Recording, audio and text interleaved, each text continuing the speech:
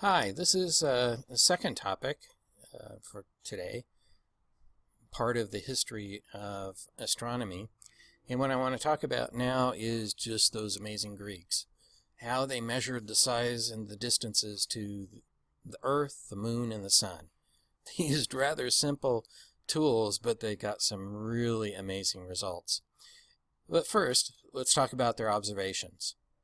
The Greeks, being a seafaring nation, saw ships disappear hull first and reappear hull last.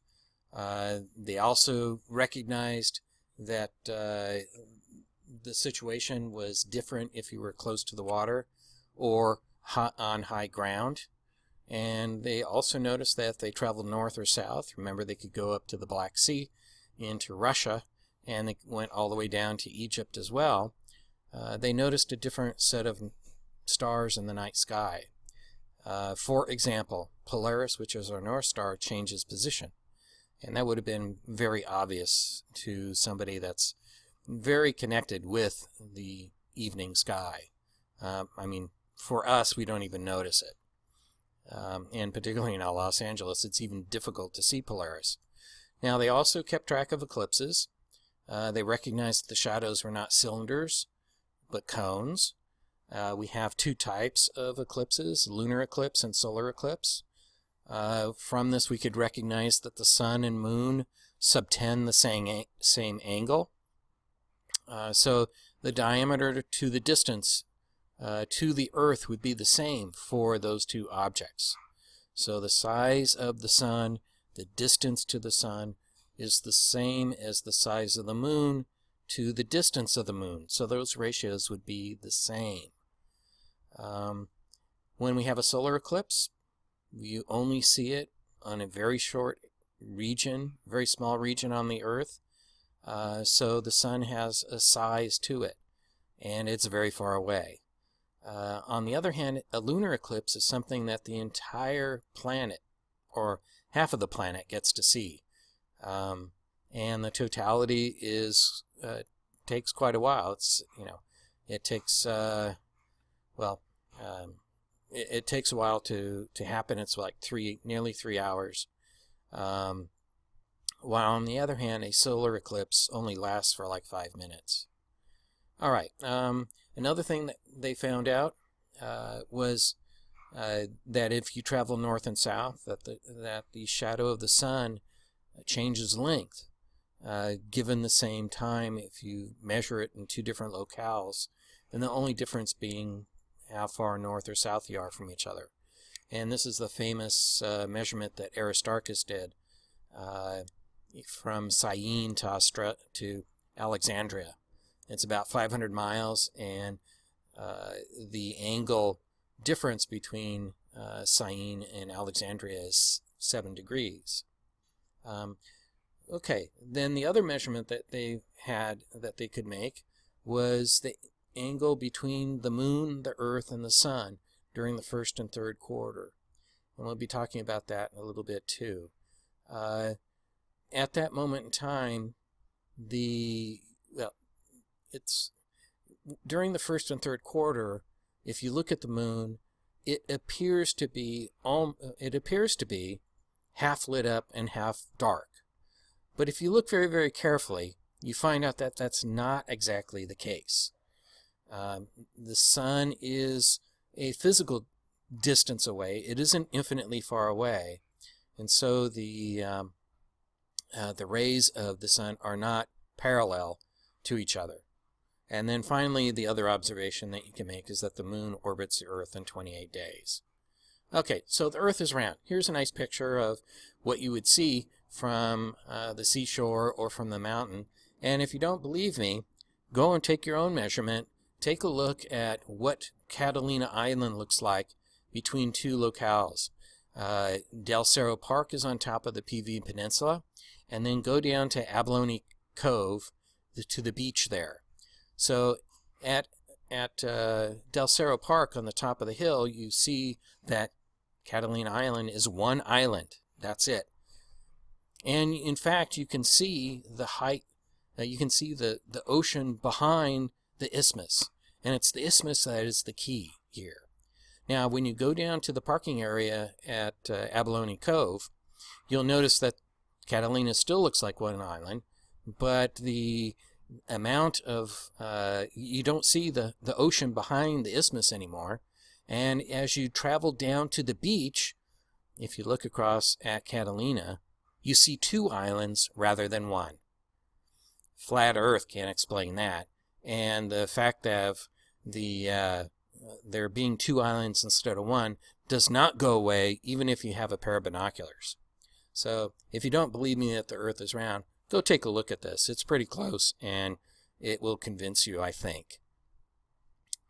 All right, so Aristarchus did this measurement, and basically what they found out was on a particular day in the year, basically the summer solstice, that if you look into a well in Syene, which is directly at 21 degrees of latitude, then you would burn your eyes out.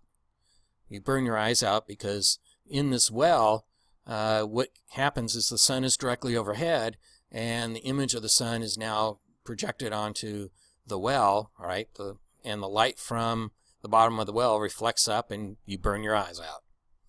Now, at the same time that that's occurring, then over here in Alexandria, shadows are being cast. And because you know the height of the obelisk, and you know how big the shadow is, you know what this little angle here is. By doing some trigonometry, you can find that this little angle here is the same as this little angle there. Okay, so that's shown over here in this picture. And basically what we find out is if I measure this distance from Alexandria, this obelisk, to the well, and what I can do is send some soldiers off to do some physical training, they can measure this angle here, or measure this distance here, and come and tell me what it is. And basically I use ratios to determine the size of the Earth. Okay, so follow me here. This distance here is proportional to the distance all the way around as this angle is to the angle, again, all the way around. So from this measurement and these little calculations, the Greeks were able to find and determine the size of the Earth to about 10% accuracy. It wasn't improved until about the 1750s by some guys in France. I find that pretty amazing. Now the next step. Remember, we have just measured the size of the Earth. Now if you take a look at the lunar eclipse, this is a picture of a lunar eclipse taken over, many moments in time, and you can see the moon coming into the eclipse and then coming back out, and here is the shadow of the Earth. From this, you can get an idea of the size of the moon relative to the size of the Earth. Amazing. And you find out that in this particular case, there is a difference or a ratio between the two of 2.5 times. Now, there is a correction that you need to make to this, and that's basically shown here. It's a little complicated, but it basically boils down to the fact that the sun is a definitive distance away. It isn't infinitely far away. Because of that, then the rays of the sun are not parallel lines, but they create a cone. The Earth's shadow is a cone, and it decreases in size as you go further and further away. I think that's more easily seen in this picture here. Here's the sun over on this side, and the shadow, decreases in size. So you need to account for this shrinking of the cone here, and what was 2.5 here is now 3.5 there. Okay, so that's the idea. So that gets us from 2.5, the Earth being 2.5 times bigger than the moon, to 3.5 times. Okay, well, when you do that, you basically find out the size of the moon to 10% accuracy. Amazing number, and the Greeks had no way of flying there or using Harry Potter to magically get there. All right, now the next step is is indicated on this page, and it's basically how do you figure out the distance to the moon? Well, that's exemplified by this picture here. And remember, we know the angular size. We can find that from the pinky rule. The moon is half a degree in size, or half of our pinky in angular size. We have just measured the big D here, the diameter of the moon, because that's 3.5 times smaller than the Earth, which we measured and calculated. And so by using this formula, we can now find the distance to the moon.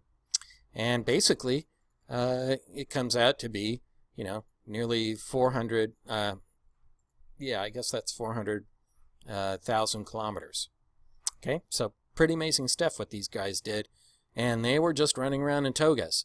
I mean, I love the word toga. I think of Animal House all the time, John Belushi saying, toga, toga, toga. Okay, now to continue those amazing Greeks. So now we're going to go to the sun. And we're going to use the fact that the sun is not infinitely far away. The rays are not parallel to each other.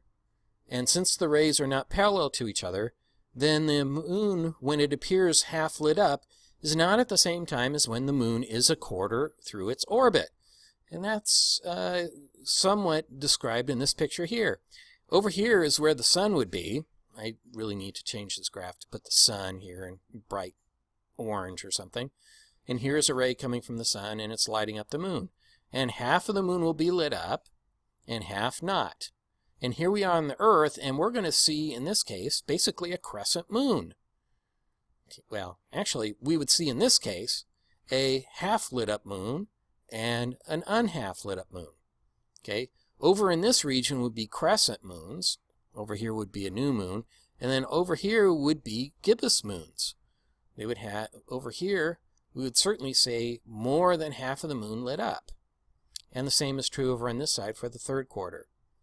All right, now, if the moon is half lit up, and it's over in this position here, and naturally this picture is exaggerated, then this is a right angle. I can measure this angle using the pinky rule by noticing where the moon is and where the sun is. And if I measure this angle, then, and I know this distance here, then I know that distance there. Again, using trigonometry. Thank you to the Egyptians for that. Well, the Greeks measured 87 degrees, and we measure 89 degrees in 51 minutes.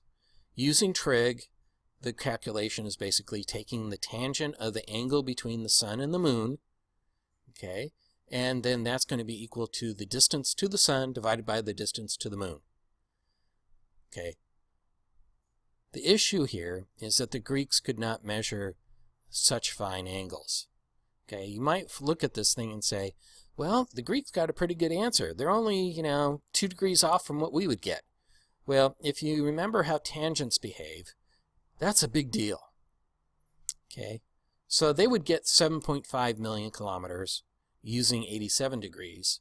And if you use 89 degrees 51 minutes, then you would get 151 million kilometers, which is closer to the current answer.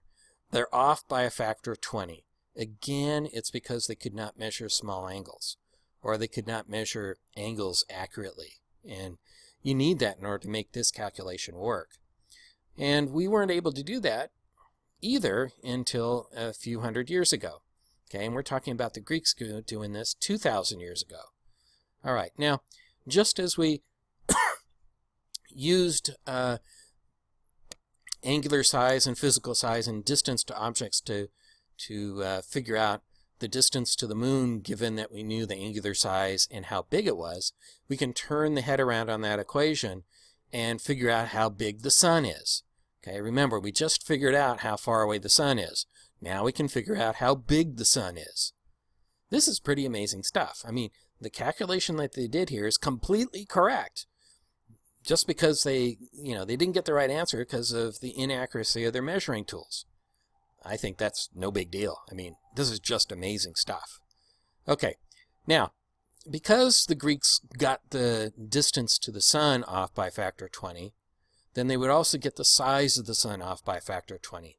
And that is one of the reasons why for such a very long time, our civilization thought that the sun went around the Earth, because if the Greeks thought that if the sun was 20 times larger than what they estimated, then it would make no sense for the sun to travel around the Earth. And it would be kind of amazing to think of a history or a society's history with the idea that we have always lived in a world that thought that the Earth went around the sun.